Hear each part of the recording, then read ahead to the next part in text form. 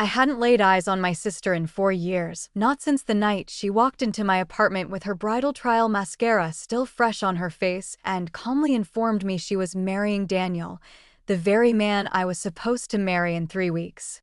She said it the way someone announces a sale at a department store. No apology. Just a little smirk and a shrug.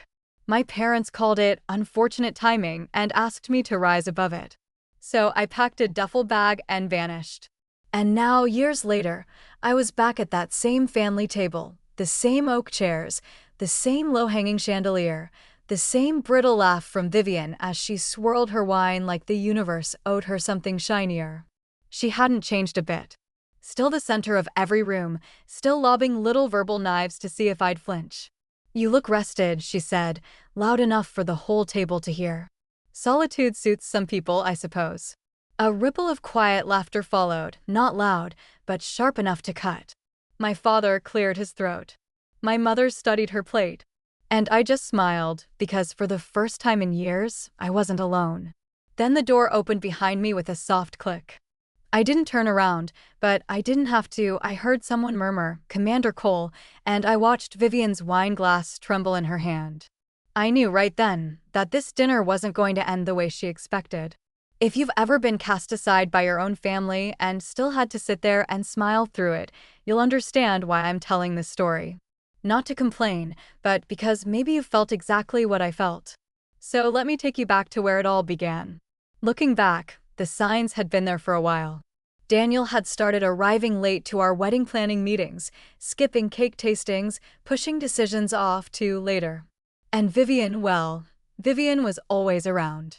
My younger sister by 2 years, magazine cover pretty, endlessly adored by everyone who met her. She drifted through life while I built mine brick by brick. Still, I never imagined she'd take the one person who'd promised to stand beside me forever. It happened on a Wednesday. I'd just come home from presenting to the board of the nonprofit I was helping restructure, tired, but proud of myself. Daniel was waiting in my apartment. I assumed he'd finally signed off on the wedding menu. Instead, he told me he couldn't go through with the marriage. He said he was confused, that he hadn't been honest with himself. Then he said my sister's name. The air just left my lungs. I don't remember much of what came after, only fragments. His guilty expression. My hand gripping the kitchen counter like it was the only thing keeping me on my feet. 10 minutes later, a text came in from Vivian. Not even a phone call. Just, "I didn't plan this, but we're in love. I hope you'll understand someday." Understand?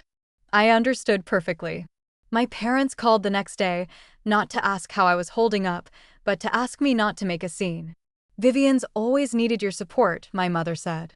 And my father added, "Hearts change, sweetheart." I didn't cry. I didn't scream. I just left. Broke my lease, took a leave of absence from work, disconnected my phone number. For the first time in my life, I stopped explaining myself because there was no one left who deserved an explanation. 6 weeks later, the wedding made headlines in the local society pages. My sister wore my dress, the one I'd chosen with our grandmother. Same florist. Same venue. She hadn't bothered changing a single detail. She'd simply slipped into the life I built and smiled for the cameras as though she'd earned every bit of it. I found the photos online, wedged between engagement announcements, looking radiant. My mother's hand rested proudly on Vivian's shoulder in one shot. My father shook Daniel's hand in another. I stared at the screen from a cafe in Oregon, then closed the tab and wiped my browser history as if I were erasing evidence of some shameful act. But the shame was never mine to carry. I rented a small studio near the coast, lived off my savings, and filled my days with long walks and even longer silences. For months I drifted like something made of glass, visible. Fragile, one push away from shattering. But underneath that quiet, something was beginning to shift. Not anger. Not the desire for revenge. Just room to breathe, room to ask myself who I actually was when I wasn't playing the good daughter, the perfect fiancé, the one who held everyone else together. The answer didn't arrive all at once. It started on a rainy Tuesday at a community center on the edge of town. I'd wandered into a resource fair without any real purpose and ended up in a workshop on trauma-informed housing for women escaping abuse. The woman leading it had a soft voice, but every sentence landed like an anchor. I stayed for the entire session, then signed up to volunteer. That's where I met Nathan. No uniform, no wall of framed certificates, just a worn flannel shirt, steady eyes, and hands that moved with quiet purpose. He was folding out chairs for the next speaker when he looked up and smiled at me like I actually existed. I'd later learn he used to lead an intelligence unit overseas. Now he coordinated resources for veterans and their families. I didn't know it that day, but he would become the one person who never once asked me to make myself smaller. What I didn't know was this: the life my sister had stolen from me wasn't the only life worth living. I didn't disappear from my family all at once. It was more like a slow evaporation, the kind you don't notice until you look in the mirror one day and there's barely anything left reflected back. After the wedding, after the betrayal, after the silence that followed, I became something I'd never been in that family before: optional. At first I told myself they just needed time, that eventually my mother would call, ask me to come home, apologize for how things had unraveled. But the phone never rang. Instead, Vivian posted brunch photos with Daniel, shopping trips with our mother, our father teaching Daniel how to grill in the backyard like he was training his replacement son. The captions always read something like "family over everything" or "grateful for new beginnings." She hadn't just taken my fiancé, she'd inherited my parents' affection and wore it like a crown. The final blow landed on what would have been my own wedding day. A box showed up at my door, no note, no return address.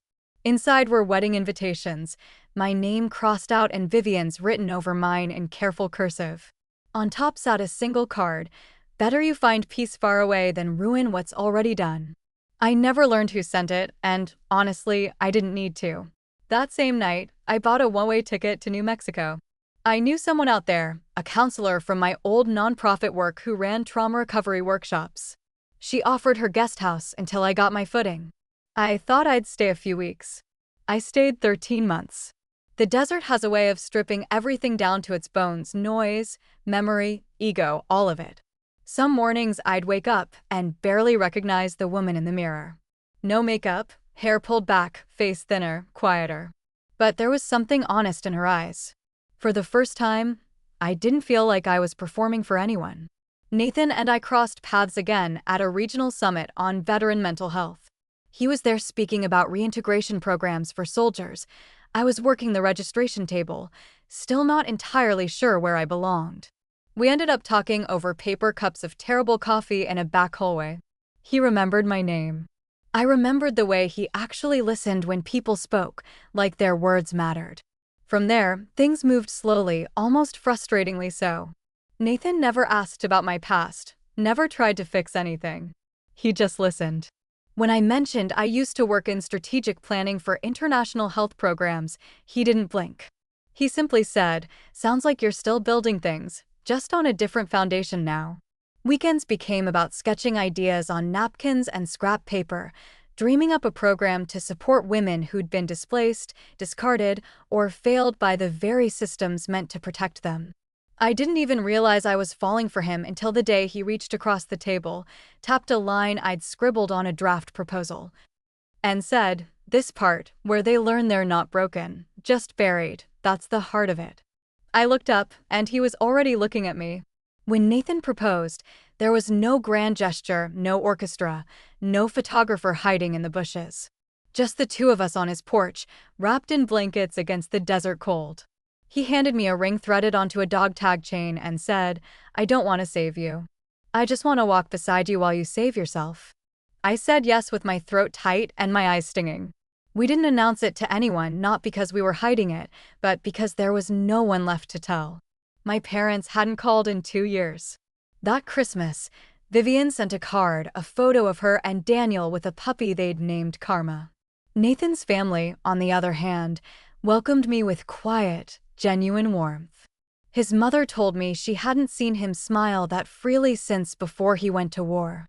His nieces braided my hair and started calling me Aunt Claire after just 2 visits. It wasn't flashy. It was better. Together, Nathan and I founded a nonprofit called Hearthlight, dedicated to helping women rebuild their lives after trauma.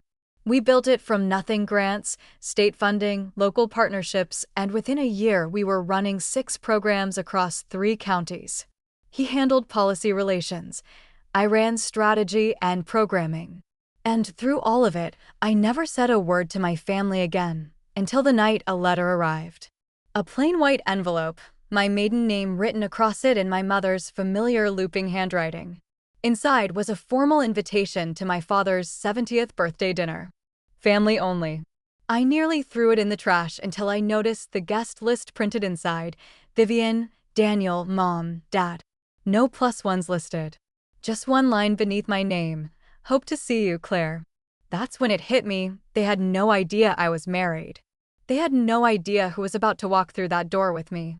Nathan wasn't eager to go at first. When I told him about the invitation, he simply raised an eyebrow and asked, "Do you want to?" I didn't answer right away because honestly, I didn't know. Part of me wanted to let the silence keep doing its job. But another part, quieter, steadier, wanted to walk into that room without flinching. This wasn't about closure anymore. I didn't need to prove anything. I just wanted to know if I could sit at that table and not fold.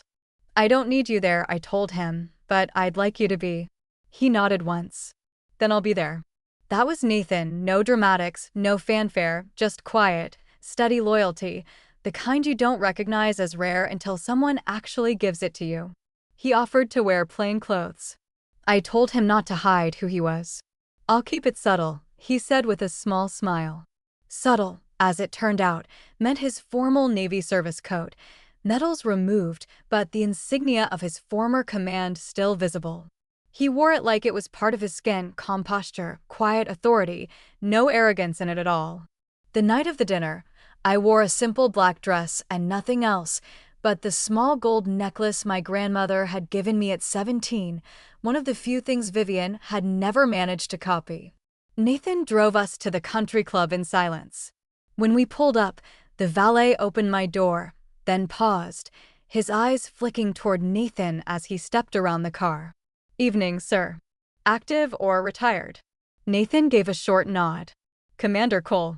The valet blinked, then offered a respectful, "Thank you for your service." Nathan just smiled. "You're welcome." Inside, the room looked exactly as I remembered: polished wood floors, white linen, my mother's beloved gold charger plates. Vivian's laugh drifted over the soft music, light and effortless, the sound of someone who'd always assumed the world would bend around her. We stood just out of sight near the entrance. Nathan rested a hand gently against my back. "Take your time," he whispered. I stepped forward alone first. My mother spotted me before anyone else. She stood too quickly, wine glass wobbling in her hand. "Claire," she breathed, like she was looking at a ghost she wasn't sure she wanted to see. Then came Vivian's voice. Well, look who finally decided to show up." She was in red, of course, always determined to be the brightest thing in the room. She smiled like someone who thought she'd already won and was ready to gloat all over again. "You look rested," she said, tilting her head. "Solitude suits some people, I guess." It was almost word for word what she'd say again later that same night, just louder, bolder, the first time. I nodded politely and took my seat, leaving the chair beside me empty. 10 minutes passed. The usual chatter picked back up. My father made a toast. Vivian giggled at something Daniel said. Nobody asked how I'd been. Then the door opened. A soft click, a heavy pause. I didn't turn around, but everyone else did, and I felt the air in the room shift before I even heard the words. "Commander Cole, sir." One of the guests, a former Marine by the look of him, rose immediately and offered a small, respectful salute. Nathan nodded once, shook the man's hand firmly, then crossed the room toward our table with the kind of quiet authority that never needs to announce itself. I stood as he approached. He didn't look at anyone else, only me. He took my hand, kissed it gently, then turned to face the table. "This is my wife," he said. "Claire Whitmore Cole. She rebuilt me." Nobody said a word. Not Vivian, whose fork had slipped from her hand. Not Daniel, whose face had gone pale as paper. Not my parents, frozen like they'd just realized how badly they'd miscalculated something permanent. Nathan gave a small, calm smile, the kind that said, "You don't get to define her anymore." And for the first time in years, I let them see exactly what strength looked like. Quiet, rooted, unshakable. Dinner continued, but nothing about the room felt the same. Nobody seemed to know what to say after Nathan introduced me as his wife. The same people who once treated me like the family's forgotten daughter suddenly couldn't meet my eyes. Even Vivian struggled to claw back control of the room. She tried twice, once with a joke about military punctuality, once with a snide comment about how some people bounce back faster than others, but neither landed. Nathan just sat beside me, calm and unreadable, sipping water like it was any other Tuesday. But Vivian was never one to stay quiet for long. When dessert arrived, tiramisu, almost certainly ordered from the same bakery that catered her own wedding, she leaned across the table, eyes fixed on me. "So," she began, sickly sweet, "what's it like being a commander's wife? Do you just polish medals and give inspirational speeches now?" I smiled politely. "Actually, I help run a trauma recovery foundation. We're working on statewide policy reform for transitional housing." Her mouth tightened. "Sounds noble," she said flatly. I didn't respond. The silence must have stung, because her voice sharpened. "I mean, not everyone's built for the spotlight. You always did better behind the scenes. Remember when Mom practically had to beg you to show up to your own engagement party?" Daniel let out a low, uncomfortable cough, but said nothing. My mother's grip tightened around her wine glass. Vivian kept going. "It's just funny, isn't it? Some people vanish for years and then show up expecting applause." Nathan started to rise, but I reached over and touched his hand. "I'm fine," I said quietly. Then I turned to my sister. "Actually, I didn't disappear.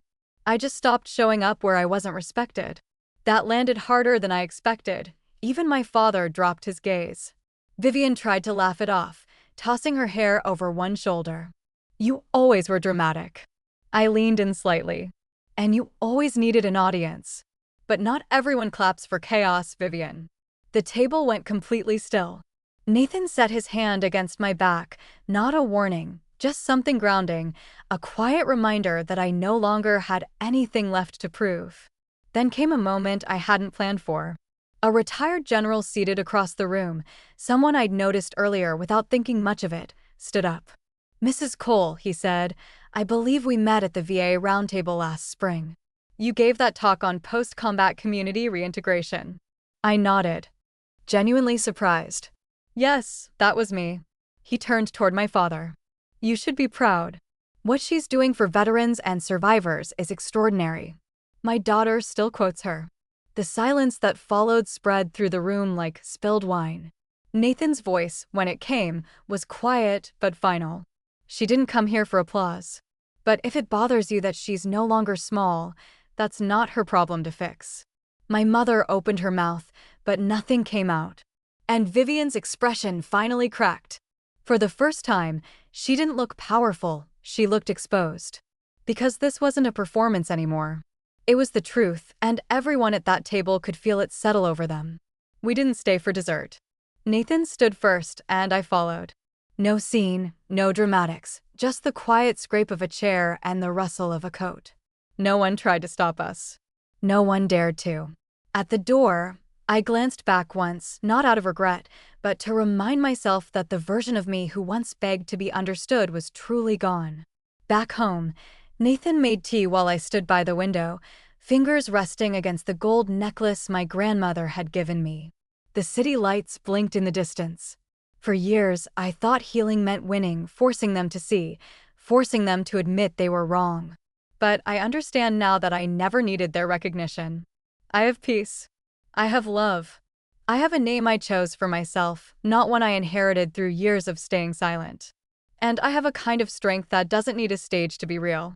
Vivian can keep the dress, the house, the story she spun for everyone who'll listen, because I have something she can never take. I built a life no one can steal from me. I found love that never asked me to perform. And I finally stopped trying to earn a seat at tables that were never going to make room for me in the first place. I didn't go back that night to reclaim anything. I went back to close a door. And now I know for certain it isn't opening again.